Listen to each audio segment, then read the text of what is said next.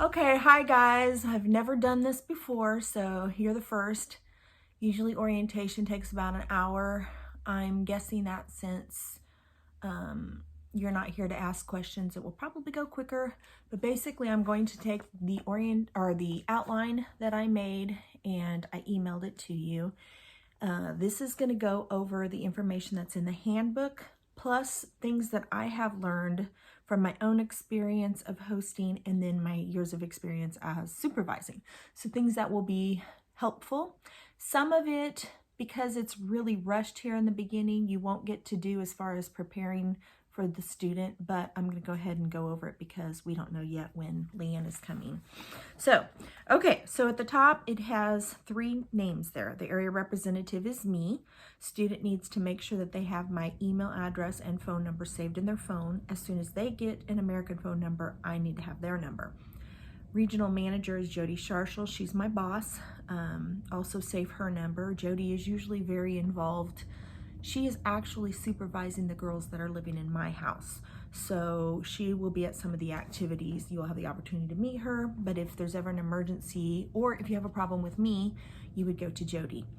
The facilitator, Kayla, she is the one that's in the New York office who communicates with the international agents if there's a problem. So you will probably never hear from her, but if a student got hurt or very ill and we need to let the agent know, if the student was having problems like discipline problems, she would be the one that would be communicating with them, but you will probably never hear anything from her. Occasionally, if there's a problem, she will contact the student. Okay, so before the student arrives, I always tell everyone, make sure that you tell them to tell their bank that they're coming to America, because we don't want their card to get frozen when they get here and somebody think that it has been stolen. We also discourage them from traveling with large amounts of cash. It's good to have a little bit with them when they come, but we don't want to take a chance on them losing it. Phone, make sure that if they have a phone plan back home, if it is not paid off, they will not be able to put a new SIM card in. If it is paid off, they just need to make sure that the phone is unlocked, which means they can use another provider so that they can put in a SIM card and get an American phone number. Let's see, it will cost them around $40 to $50 a month for phone service. Occasionally a student will somehow get an American number already before they come to America. I don't know how they do that. Most of them come here and just like go to Walmart and use Straight Talk or something like that. If you need information about that, I'd be happy to share it with you. Occasionally a student will come and buy a phone in America because it's cheaper than buying it in their own country. If they need to do that, I can kind of talk you through that also. Vacation plans, if you know you're going anywhere, you want to let the family know or have the student tell their family as soon as possible so that they can make financial arrangements. There's multiple ways that you can get money from the student if they need to pay for things. They can pay for things themselves using their card, or they can draw money out of an ATM to pay you back if like you're booking flights with the whole family together, things like that. But we can talk about that if you have questions. You want to have them write your phone number on a piece of paper and put it in their pocket so that when they're traveling here, if their phone gets stolen or lost or the battery dies, they will still be able to communicate with you if they need to get a hold of you. Sports physicals, let's not even talk about that right now because they're going to be rushed to get here. They can just do it in America. Preparing the room, you don't have a whole lot of time to do this, but if you happen to have access to any pictures, I like to print, or maybe you can contact the parents, I like to print a picture of them with their family and friends and either hang it on the wall, put it in a frame, something like that to make it feel like their room, make them feel special when they walk in, they feel like it's really their space. Another thing I do is I put their name like on above the door, or maybe their initials on the wall, something like that, just something to make it feel like they're not just a guest in a hotel, but this is their actual space and that you know that it belongs to them while they are here. Okay, next is contacting the school. So obviously I am in contact with the superintendent I will let him know as soon as I find out what the flight dates are, but you will need to bring the students up there as soon as possible for them to pick their classes. I do not believe either one of your girls can validate, so it should be fairly easy to do. The counselor will have the girls' transcripts, and the only thing that ISE asks is that they take the 4 core classes, which is an English class, something in the history or government category, science, and math. Sometimes it's okay to do a science and or math. There are classes like chemistry and stuff that has both in it, and that's okay. They don't have to have both if they can't get in both. As far as English goes, I typically recommend that they don't take literature because sometimes they end up having to read stories that are even hard for Americans, like, you know, Huckleberry Finn or The Scarlet Letter, things like that, maybe Old English or Shakespeare. And so if they're trying to learn English, that can really be confusing. So if possible, it'd be better to get in writing or composition or something like that, but they'll get whatever is available, and that's okay. As far as the history or government category goes, again, we recommend that they take something related to America. So if they can get in American government or American history instead of world history, that's good. Let's see, there was something else. If there's some kind of a local history, that's fine too. When we had Adela from Czech Republic, she took Ozarkian history and she really enjoyed that. Okay, so that's the classes. You might mention to them, because they're not used to being able to pick classes, what electives are. Tell them, you don't have to know what actual electives the school has, just give them an idea and say, hey, there's going to be things like art and physical education and stuff like that that you can choose from. And just kind of let them know in advance so that they're not confused when they walk in the office and the counselor says, well, what do you want to take? Because they're used to taking whatever they have to take, because they're typically on a track where they stay with the same kids the whole way through and they're just assigned classes. So this will be very new for them. You want to give them chores as soon as they arrive. That makes them feel like part of the family. They're not here to be served. They're not little princesses. So just let them, get them involved right away. Give them something to do. It could be something as simple as your job is to take care of your own bathroom and bedroom. It could be you sweep, you vacuum, you unload the dishwasher, or you take the trash out. Just give them something. Feel free to tell them, hey, we'll do the chores in a week, but just as soon as possible, get them involved in the family.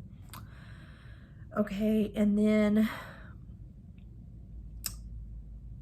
the rules. You want to make sure, especially since you're having girls, that you go over every specific little thing, because coming from other countries, their cultures could be very different, and there can be things that they do that would be very embarrassing for them if they do this around Americans. So for example, it could be something like wrapping up their pad when they throw it away.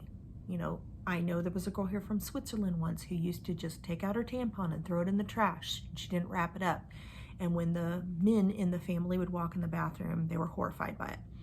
So if you can write down every little thing you can think of, have a talk with her, explain, hey, I am not saying this because I think you're dumb. I am not saying this because I'm making fun of you. I'm just letting you know all the things that we do in America, that are the things people typically do in America. That way, they can make a choice about some things and avoid embarrassment. Like, for example, shaving their legs and their armpits. Maybe in their culture, they don't do that. You want to be able to tell them, hey, we're not going to make you change your culture. You can do that if you want, but in America, this is what the girls typically do. We don't want you to be embarrassed when you go in the locker room for PE class. So at least they can make an educated decision about things like that. You want to give them a list of names and numbers. They're not used to even 911. That's new to them. Tell them who neighbors are. I know you're kind of out there where there's not a lot of people around. Just if there's anybody who would ever see them trying to get in your house, we don't want them calling the police and saying, someone's breaking in. So if your neighbors know that they're there, that's good. Or that they have someone that they can contact if there's like a fire or one of you drops and has a heart attack and they want to contact somebody right away. It's just good for them to have those contacts. Let's see. Welcome basket. We always make some kind of a little gift basket for our girls when they arrive, because I've never had a student come who didn't bring gifts with them from their country, and so it's nice to have something to give back. We usually just leave a basket in their bedroom or a little gift bag, and we put things in it like maybe a school t-shirt, or Missouri or USA. I got my girls a little cast iron yellow bus because the yellow bus is so stereotypical America, and they just think that's the funniest thing ever. There's some ideas here written on this paper that you can kind of read through and see if you want to do any of those things.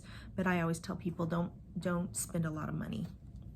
And then a welcome sign. When you go to the airport to greet them, almost everybody brings a sign that says "Welcome to America."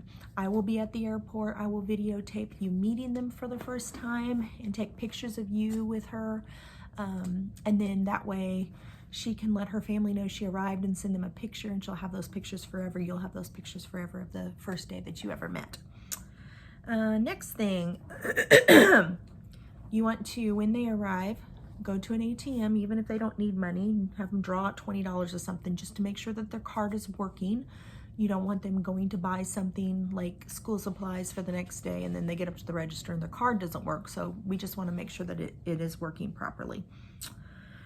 If they do happen to bring a large amount of cash, hopefully they don't. It has happened before. We had one boy who brought 10 months worth of cash and in his pocket on the airplane. So we just had him go to Walmart and buy a safe and put it in the safe. Don't let him don't let them give you the combination to the safe, because we don't want them ever accusing you of taking money if they think they are missing some. They can always give the safe number to me because I don't live in the house, and that way if they forget it, I can give it to them. Okay, you want to remember the jet lag. Obviously, you've got one coming from about 12 hours away and one from 7. So you want to keep them occupied enough that they're not going to panic and say, oh, what have I done? Because they're going to be very tired after their trip. But at the same time, you don't want to say, you're here, let's go to Silver Dollar City. So just doing some small things, getting to know them, showing them around when they get here is a great idea. Pui is coming in the afternoon. So you're going to want to try to keep her up as long as possible. If she is just so tired she can't stand it, just make sure she sets an alarm clock, because you don't want her to sleep the entire day. You're going to be trying to get her on our American schedule. Take them shopping for whatever they may need before school starts if possible, or, you know, sometime in that first week. Getting their American phone number, we kind of talked about that. Facebook, you are already on my Facebook group page. If your girls have Facebook, you can add them to the group page. If they do not have Facebook, help them set up an account and tell them, you know, you don't have to keep it. When you go back home to your own country, you can get rid of it later. But that way they will be able to see the group page and follow along with all the activities and announcements and things. We already talked about class choice. Make sure that the counselor has you on some kind of a like parent portal or somewhere where you can check in and see what their grades are, because they are required to have at least a C in all of their core classes. Make sure you take a picture of them on the first day of school. A lot of kids want that for the memories. And then you'll probably noticed on our Facebook group page that all the families posted their first day of school pictures. So that's kind of fun to see where everybody's going and how they're doing. Then within the first 2 weeks of them arriving, I will do student orientation. If possible, since we already know Pui's coming on Saturday and orientation and welcome party is on Sunday the 28th, I would love, love, love for you to come and meet the other families and her to meet the other students and just do orientation with them. So if that's possible, that'd be great. Your students are going to come with medical insurance. It will cover if they get sick or if they get injured. So for example, if your student gets strep throat, she will go to the doctor, no copay, just present her insurance card and be taken care of. If it's a dental issue, like a cavity, there is no dental coverage, but if it's an accident and like they hit something and knock a tooth out, then yes, it will cover that. It does not cover pre-existing conditions. It does not cover immunizations. So if they get to school and the nurse says, hey, your student is missing an MMR or polio, something like that, they will end up having to pay it out of pocket. So hopefully they were on the ball and they got everything done before they came to America. It does cover medication, but they have to submit a receipt for reimbursement. So if for example, they have to go get an antibiotic and the pharmacist says, there's no coverage on here for prescriptions, just agree with the pharmacist, have the student pay out of pocket, and then if it's cheap, like at Walmart, you can get prescriptions for like $4. Usually they just don't even worry about it, but if it happens to be something that's expensive, then they just have to submit their receipt, and I can walk you through that if you need to ever do that. You can use your own primary care physician if you want, but sometimes that's complicated. You have to, have the student come see the doctor sometime because they're a new patient and their insurance won't cover that kind of a visit. And so, or there'll have to be some kind of pre-authorization. It's just a lot easier if there's an urgent care around. That way you can just go straight to urgent care. All the urgent care facilities around here take their insurance, so they just walk in, present their card, and they're good to go. So if you have questions about that, just let me know and I'll help you with it. Let's see what else is on here. Money. So you are going to provide meals. It's like I told you when I was at your house.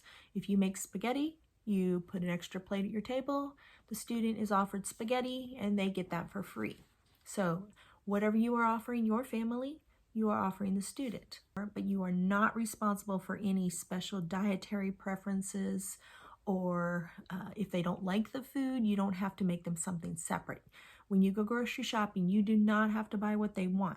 Now, if you want to do any of that, it's okay. The way that my family does it is, for example, if we're buying lunch meat so that the girls can make sandwiches for lunch at school, we may ask them which kind of lunch meat they like. If it's something that my family likes too, I buy it, and then we can all have access to it. So if they say, can we get some grapes? Well, I know I'm going to eat the grapes. I know my husband and my kids are going to eat the grapes, so I buy grapes and everybody can have access to the grapes. And that's kind of how we do it in our home. But if they need anything special, hey, I'm on a special diet, they can buy it themselves. And hot lunches. If they prefer to get their lunch at school, that is on them. And it says it in the contract and they know it. They have to pay for their own lunch if they want to buy it at school. Now, if you go out to eat, there's one place where it will be more of a financial burden on you, because if you're providing Taco Bell to your whole family, well, you're going to provide Taco Bell to your student. But if you go to an expensive restaurant, you can give them a limit. So, for example, you may say, and I highly recommend you say to your own children, don't go over $15 on the menu. If they want that $35 steak, they will have to pay the difference. So that's kind of how we handle that. So we try not to make it too much of a financial burden on the parents. And if you have any questions about that, you can ask me. I'd be happy to help you. And then they are responsible for their own toiletries, their own school supplies, activity fees, entertainment, everything like that they have to pay for. They come with $300 a month minimum. Many of them have more than that. They have a contract that they have signed so that they know that those are the things that they're going to be paying for. Don't be afraid to ask them for money. They know this is part of the program. It's not like they are in a foster home where you are the only parents that are taking care of them right now. They have their own parents, and those parents are financially able to take care of them. So we don't want them taking advantage of you. If you choose to pay for something for them, like, for example, if your family goes bowling and you want to say, hey, this is a family outing, this is on us, make sure you say the word, it's on us this time. Make sure that they understand that's not a normal thing. If they offer to pay for things, do not be afraid or embarrassed to accept the money. Just accept it and make it just kind of the normal way of doing things, because then they won't think anything of it. Traveling, the students have 5 different ways that they can travel while they are in America. They can either go with your family somewhere, they could go with my family or another approved ISC family, which actually happens quite often. So for example, if one family is going to Florida and they're hosting a girl and she has become friends with another student, they say, hey, we're going to Florida, do you want to come with us? We can work that out. That's no problem at all. They can travel with the school if the school is going somewhere on a field trip, or, you know, something big like Washington, D.C., that's totally fine. They can go with the church group. So if like the youth group is going on a winter retreat or something, that's totally fine too. And I don't know if they're going to do this or not this year, but ISC in the past has always offered multiple trips for the students, things like Christmas in New York. Okay, so that is traveling, phones and computers. I'm going to talk to the kids at orientation about letting you put the tracking on their phones. I've always had my families track them in the past for safety reasons. For example, when we went to the haunted corn maze, we had a 16-year-old host sister and her 16-year-old student from Spain who were driving home on dark roads at night and got a flat tire, had no idea where they were and were scared to death. But the family was able to look at the phone, see exactly where they were, get to them and help them. I highly recommend that you have them share their location with you on the phone. Some people use an app called Life 360. I've never used it, but I've heard it's pretty good. So anyway, I will talk to the students about that. We want to make sure that everything is set to English. So their phones, their laptops, their iPads, they need to be completely immersed in the language. So everything needs to be set to English. Some people like to have their students turn their phones off at a certain time at night. Some like to have them put their phone in like a central location in the house to charge while they're sleeping, especially when they're coming from like Hong Kong, for example, and they're 12 to 14 hours away, and their friends are up all night because of the time difference, and they're trying to sleep and their phone is ding, ding, ding, ding, ding, or they're communicating, they're talking on their phone, then they're tired and won't get up for school. So that's totally up to you. It's your home, it's your rules. If you decide to do that, they're going to have to follow your rules. We recommend that they do not talk to their natural parents more than once a week. Now, that's an ISE recommendation. In my home, I have never denied a student access to their parents. So what I tell them is to schedule one day a week that they can make that long FaceTime phone call and tell them all about what they've done, talk as long as they want. But throughout the week, if they have a question, for example, they say, hey, I want to buy a season pass to Silver Dollar City. I might say, well, okay, ask your parents. So they can give them a call, text them, whatever, just say, hey, what do you feel about this? Can I spend this much money on buying a season pass? You know, so just if they know that they have access to them, they do a lot better with the rule about only talking once a week. If they are told you are not allowed to talk to your parents except once a week, sometimes that really upsets them. And I know that if my kids went across the ocean and I had some stranger telling my kid you can't talk to your parents, that would make me very upset. So we always tell them, hey, if you have a question, ask mom and dad.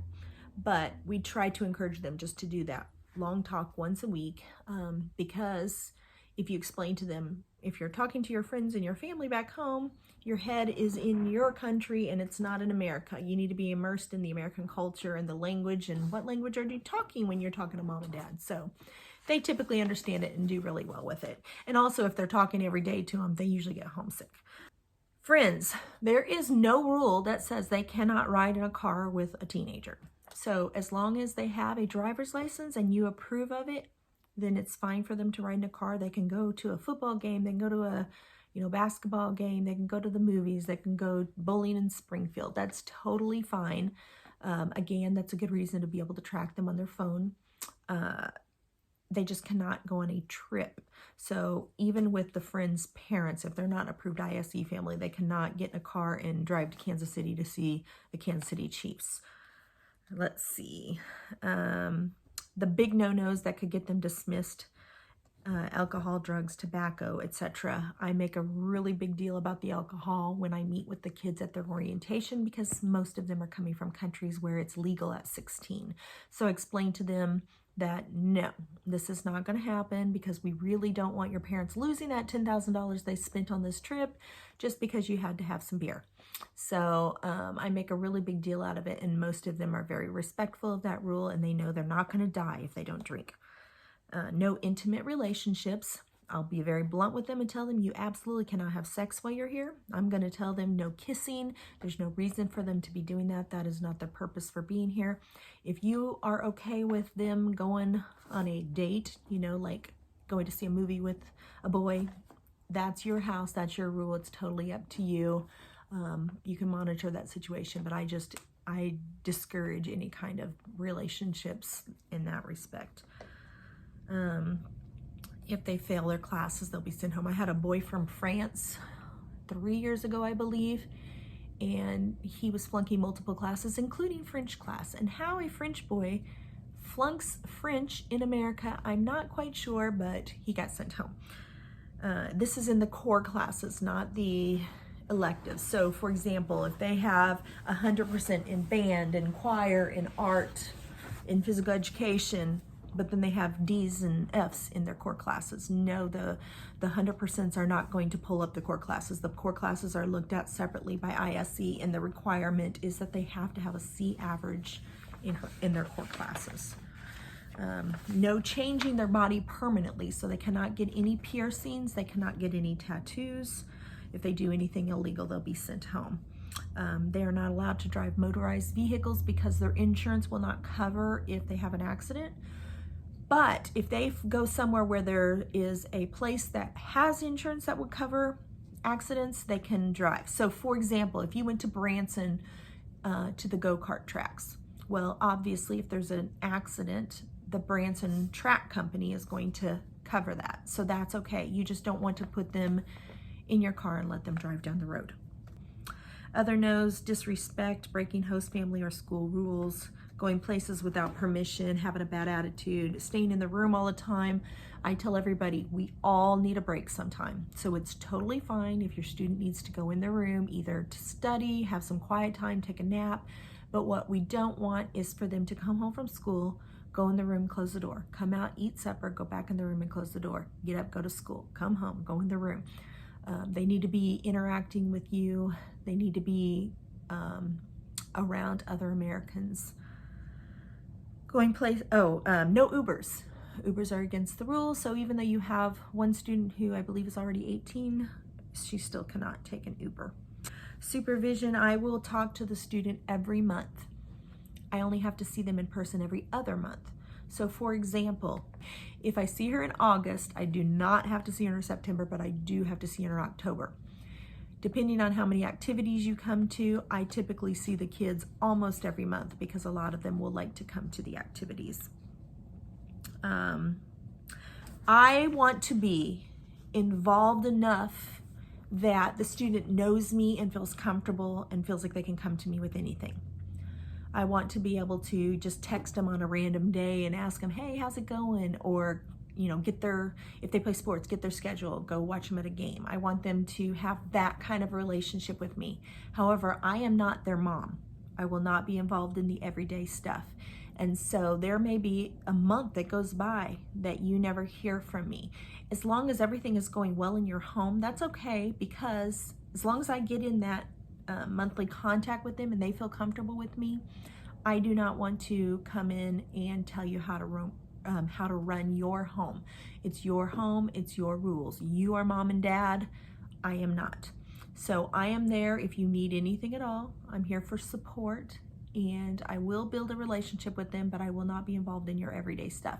So if they're not rinsing their plate, I'm not going to call them and tell them you need to rinse your plate and put it in the sink.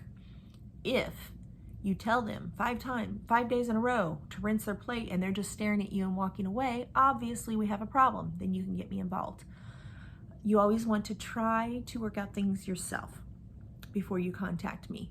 If there is something that I need to be contacted about, we have a process that we go through to try to remedy it, because we don't want to go from everything is fine to get this kid out of my house. I don't just have families in my pocket, and I don't have somewhere to send them right away. So hopefully it will never come to that. We can fix things early on. So the first thing is called a problem ID.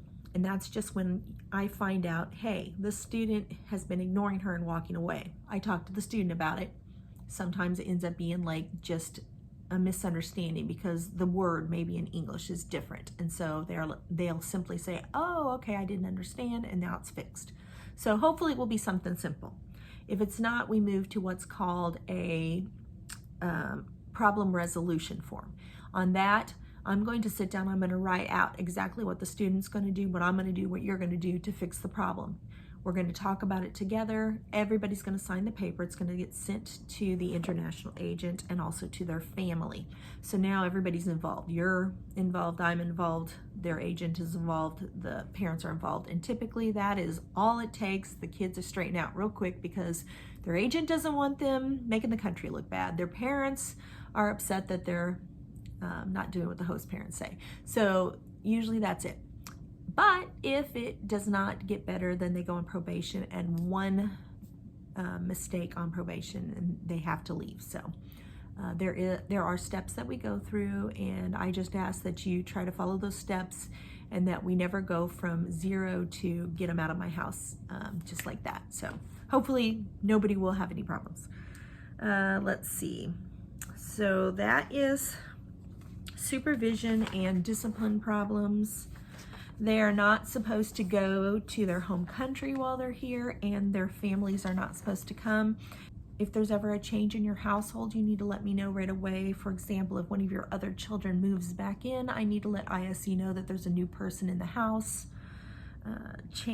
Church, typically, the way I do it is I don't give them an option, and what I mean is I say, for example, Friday we're going for pizza, Saturday we're going to go see grandma, Sunday we'll leave for church at 9, back to school Monday. It's just part of our family, part of our routine, and they understand that. It's part of the culture. They want to see what it's like.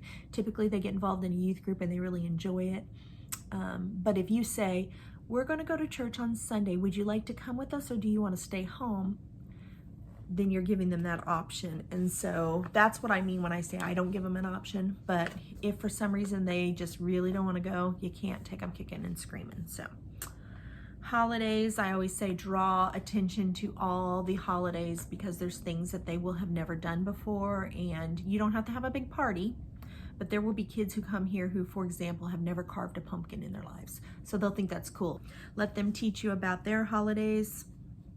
Okay, so the activities that I offer, there's a list there of some of the things that I do. It is not required, but I highly encourage them to come. Selfishly, I like it because I've got 21 kids, I believe I'm supervising, and so the more I can see at an activity, the less driving I have to do from home to home to home to get in my in-person visits every other month. So of course I like to be able to get a picture with them at the activities, but it's just fun for them to get together. It's fun for the host families to get to know each other and just, you know, talk about the experiences, watch the kids, learn about other countries and other cultures. And I really work hard and try to make them fun for the kids. I do a lot of things and try to make it special. So if possible, come. If you can't, I understand. Not everybody can come to all the activities. I also tell the families that you are very welcome to use that group page to invite people to do things. I've had families who have said, we're going to Silver Dollar City, anybody want to come? And several families are like, we'll be there. I've had families that have said, hey, I'm having a birthday party for my student, and people went to her birthday party.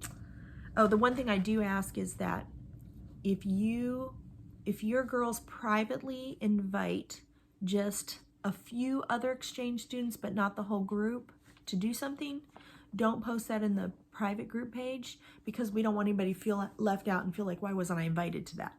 But if you invite the entire group and say, hey, we're having this activity and only 5 people come, it's totally fine for you to post those pictures because everybody was invited, even though they didn't get to go to it.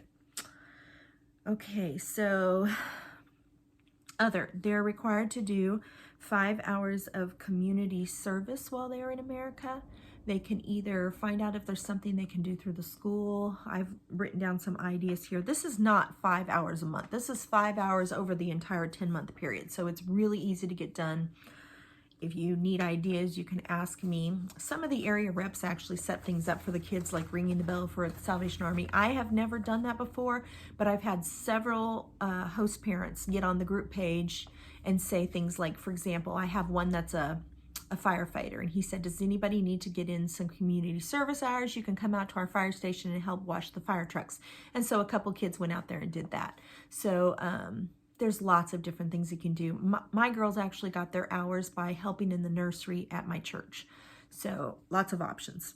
Oh, I skipped the second home visit. Normally it only takes about 5 minutes, but basically she will call and say, hi, I am so-and-so with ISE. I need to come by and do an in-home visit with you. What she will need to see is your kitchen, living room, student's bathroom. That's it. Okay, encourage the girls to get involved in sports or clubs, extracurricular activities. We want them to make American friends and get involved in the school. You can check the school website to see if they have clubs and things like that listed on there. Explain the whys. Sometimes they truly don't understand, or there's a word that they've learned differently and it just doesn't make sense to them. Give them time to think. Expect headaches if their English is a little poor. Sometimes they just get tired of thinking in English, you know, when they're doing it 24 hours a day when they first arrive. I cannot be aware of all the cultural differences, so please do not hold me or ISE responsible if they do something that you are like, wow, nobody told me this was going to happen. Make sure that they know that they were chosen. I did not just get a list of students who need homes and pass them out to families, but families actually look and they choose the students that they want. It makes them feel special when they know that they were chosen. That is everything on my list. There's a form that I am going to send you. I will email it to you that says that you did orientation. So you just need to sign it and date it prior to the date that your students arrive. It's going to have the same information on it that we just went over. It's going to say things like you're going to provide a bed, you're going to provide 3 meals a day, no handling firearms, no driving motorized vehicles, you're aware of the COVID rules, just things like that. It's all the things that are in the handbook and things that we have just discussed. So I will send that to you. You can sign that and email it back to me. Then I will upload it into your file and you are good to go. So if you have any questions, let me know. If I think of anything else, I will contact you. But please have everybody in your family watch. Kind of nervous to go back and watch it myself because I really don't enjoy being on video and looking at myself. So, but who does? If you have any questions, let me know. I'll talk to you later.